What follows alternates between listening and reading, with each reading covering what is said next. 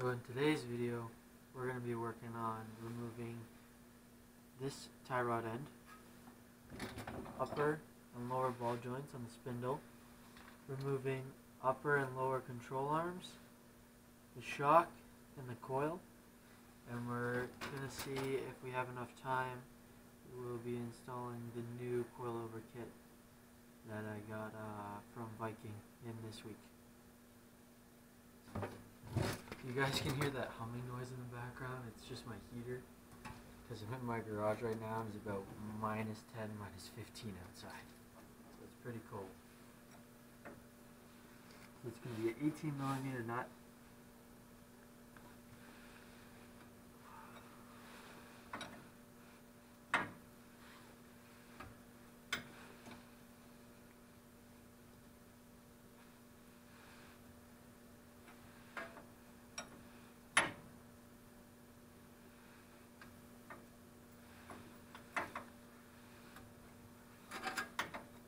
Once I get it loose enough, I'm going to see if I can take it off with my impact drill.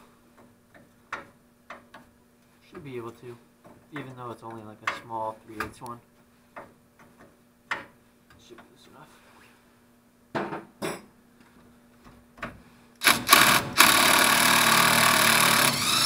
we go. Wasn't too bad.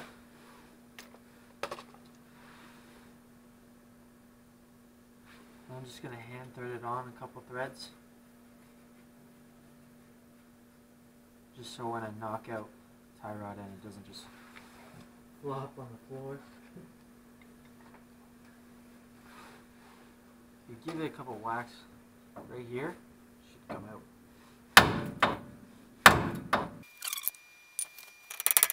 There we go. That's loose. I'm just going to unthread that nut. Let it hang there for now, so I don't lose a nut. Just going to screw it back on, just so I don't misplace it or anything. I think I might have to replace these, because it kind of feels like it's binding up when I rotate it, but we'll figure that out on a later date. So now we can rotate that freely. I'm going to unbolt this sway bar, front sway bar. There's a nut on the top here, there's a nut underneath here as well. Always good to use penetrating fluid on these rusty bolts and nuts. So you just want to let that sit for a minute, let it soak in, and we'll go from there.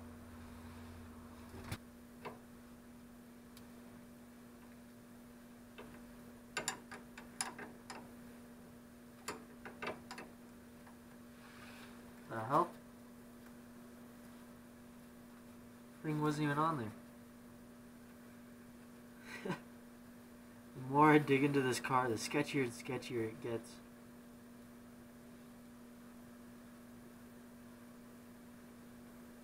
That's insane. Use my magnetic tray here. It's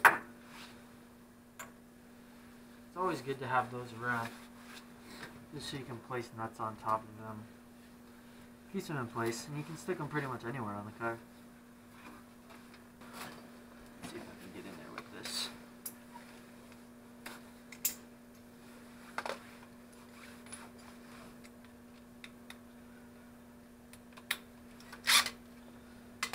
I feel like when I get in a budget-friendly impact drill, I can pretty much withstand quite a bit of torque. I would go with a rigid. It's fairly affordable.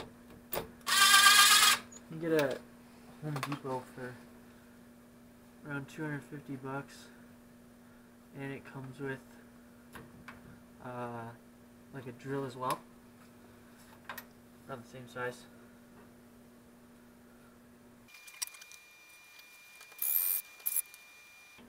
There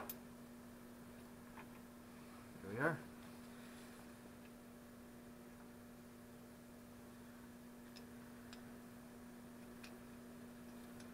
Just roughly put this back together. Don't lose anything.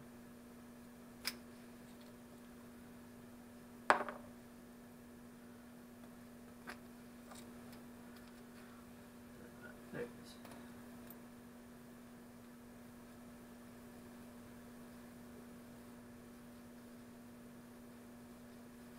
Here we go. So that's out of our way. Not hooked up to the lower control arm anymore.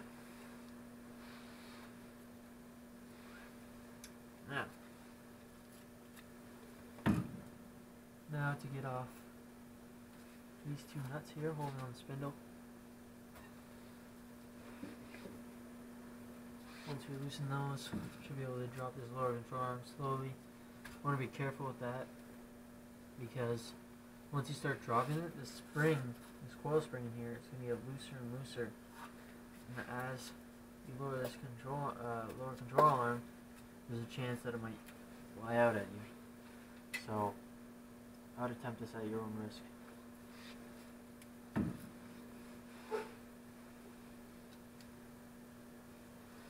Some penetrating fluid in there.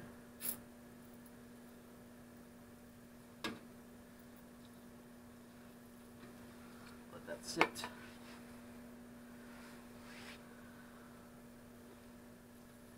Usually there is castle nuts on home with a cotter pin through it.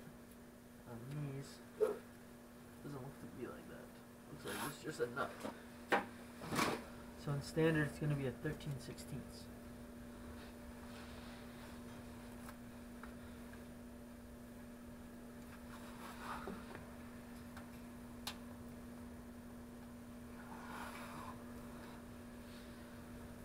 I have to get a breaker bar out.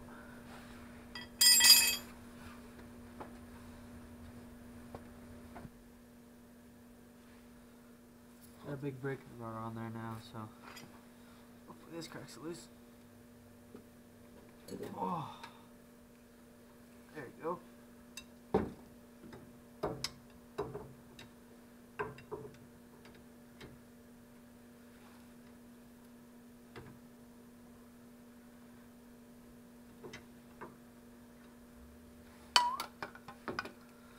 Really gotta invest in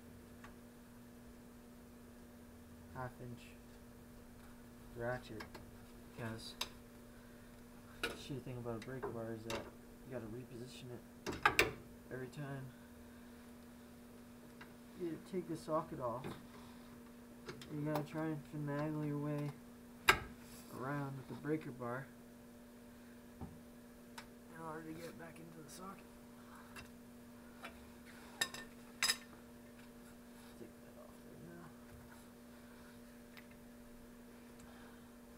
So I'll get back to you guys when I got both of these off, both of these two nuts off, and I'm gonna take the spindle off and I'll get back to you guys.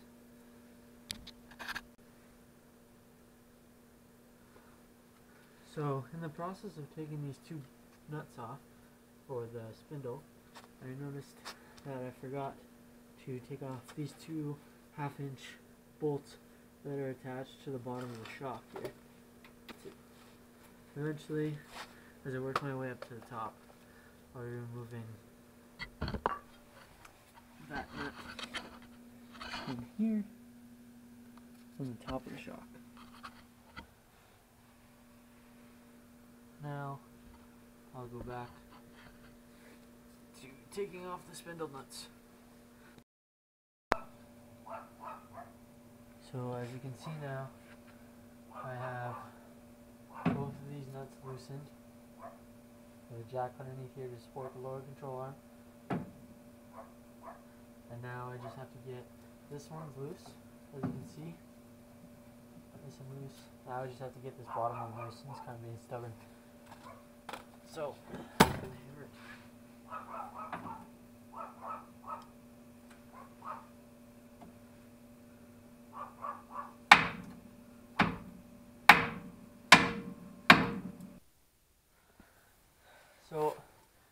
been hammering on this lower ball joint.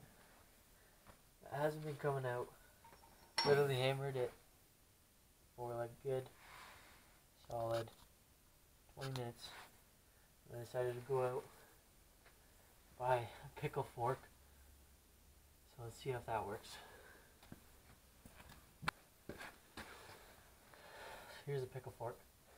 So you wedge this in between here and the ball joint, bottom of the spindle and the ball joint, and you hammer in this end until it pops out.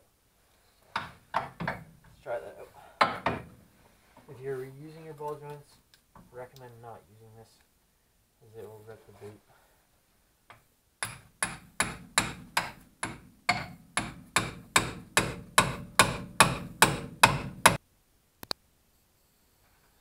So, finally got it undone. So what I did was I used the leverage from underneath the spindle to even give it more leverage from the pickle bar instead of hitting it from the front. I did it from the side instead, like this. And after about 5 whacks, it came right out. So I recommend getting one of these for sure. Very more time efficient. So now we switch into the other side. And then I'll be unbolting the spindle. So I'll get back to you when I have that done.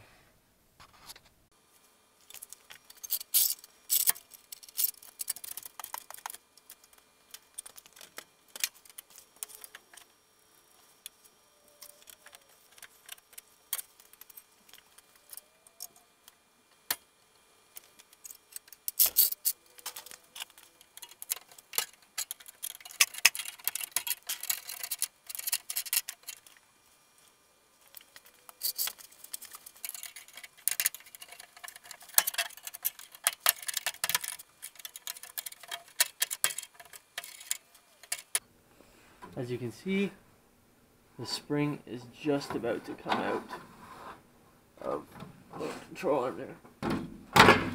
Just, all I'm using is a big pry bar and prying off of the lower control arm to try and get the shock or the coil spring free.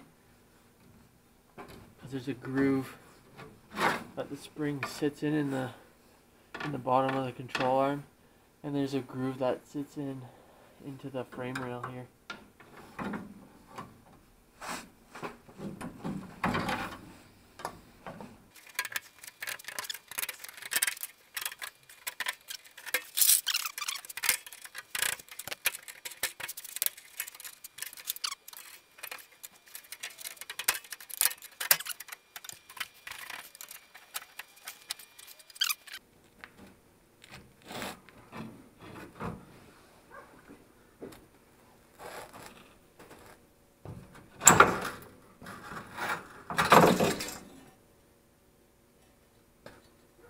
We are.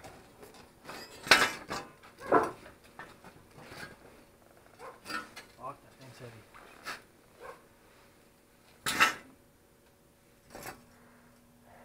Now I'll move on to the other side. So it's the next day now. Unfortunately last night I wasn't able to get these upper and lower control arms out because the bolts in here are completely seized. So probably gonna have to invest in a torch of some kind to either just cut them out or heat them up so it'll be easier to get them out.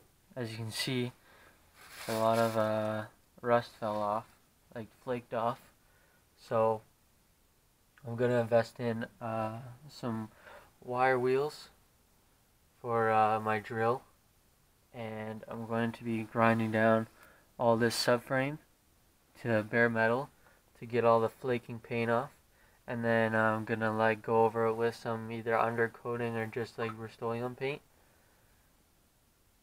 So that will probably be in the next video, along with the removal of the upper and lower control arms.